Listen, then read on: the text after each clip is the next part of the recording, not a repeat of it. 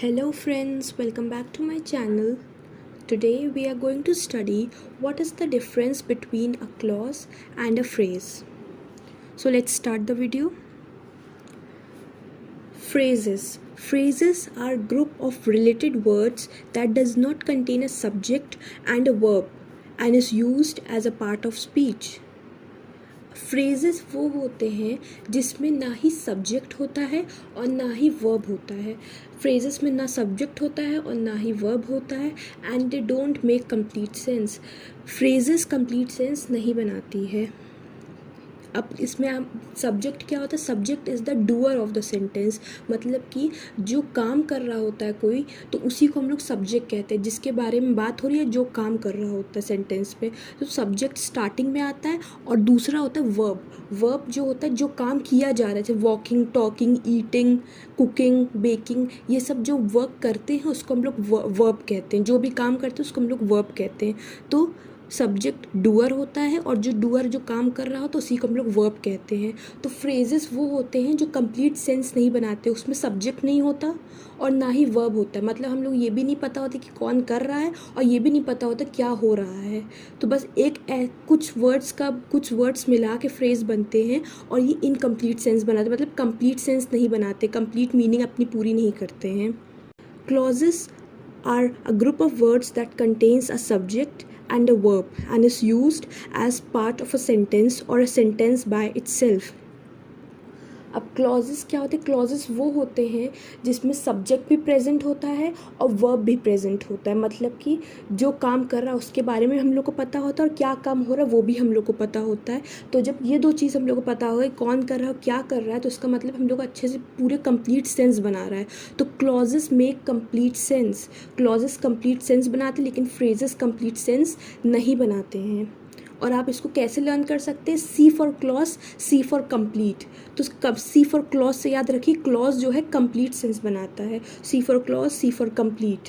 और फ्रेजेस उसका ऑपोजिट हो जाएगा. फ्रेजेस कंप्लीट सेंस नहीं बनाता. फ्रेजेस में सब्जेक्ट एंड वर्ब एब्सेंट होता है लेकिन क्लॉजेस में सब्जेक्ट एंड वर्ब प्रेजेंट होता है. Now let's see some examples of phrases and clauses.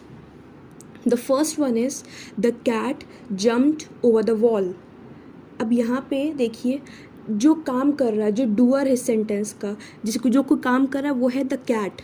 यहाँ पे कैट कर रही है काम. तो यहाँ कैट सब्जेक्ट हो गया. Jumped over the wall. अब जो भी काम होता है वही वर्ब होता है. तो यहाँ क्या काम हुआ? जंप करना. तो जम्प्ड यहाँ पे वर्ब हो गया. तो इस सेंटेंस में हमें डूअर का मतलब सब्जेक्ट का भी पता है और हम लोग को वर्ब का भी पता है. तो ये क्या हो जाएगा?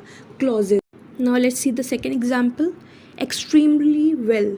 अब यहाँ पे एक्सट्रीमली वेल में हम लोग को क्या, एक्सट्रीमली वेल मतलब होता है बहुत ही अच्छा. वेरी, एक्सट्रीमली मतलब होता है वेरी.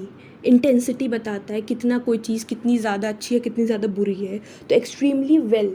तो यहाँ पे आप कोई सब्जेक्ट पता है कि क्या एक्सट्रीमली वेल? कुछ नहीं पता. और कोई वर्ब यहाँ पे है, कोई काम हो रहा है, नहीं हो रहा है. तो एक्सट्रीमली वेल क्या हो गया? फ्रेज हो गया.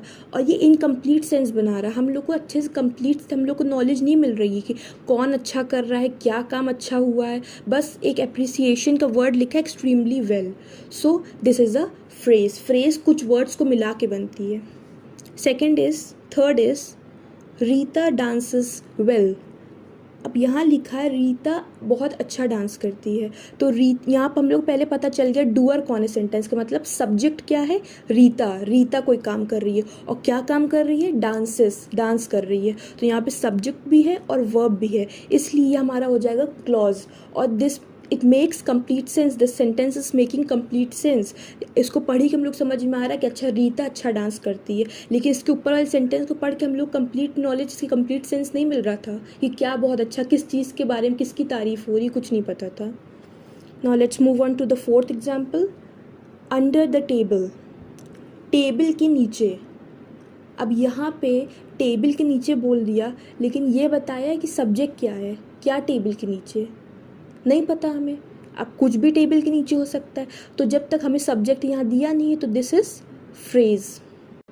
The next and the last one is I like to read books. अब हेयर इट इज़ रिटन कि मुझे बुक्स पढ़ना बहुत अच्छा लगता है. अब यहाँ पे हमें डूअर कौन है सेंटेंस का, मतलब किसके बारे में बात हो रही है, कौन बात कर रहा है? आई. अपने आप को जब हम लोग डिनोट करते हैं तो हम लोग आई यूज़ करते हैं। तो यहाँ आई जो है वो सब्जेक्ट हो गया, और क्या काम हो रहा है, लाइक टू रीड बुक्स, तो रीड यहाँ पे वर्ब हो गया। तो this is it contains, this sentence contains a subject and a verb, so it is a clause. I hope आपको सब कुछ समझ में आ गया और डिफरेंस समझ में आ गया, फ्रेजेस एंड क्लॉजेस में क्या डिफरेंस होता है। So that's all for today.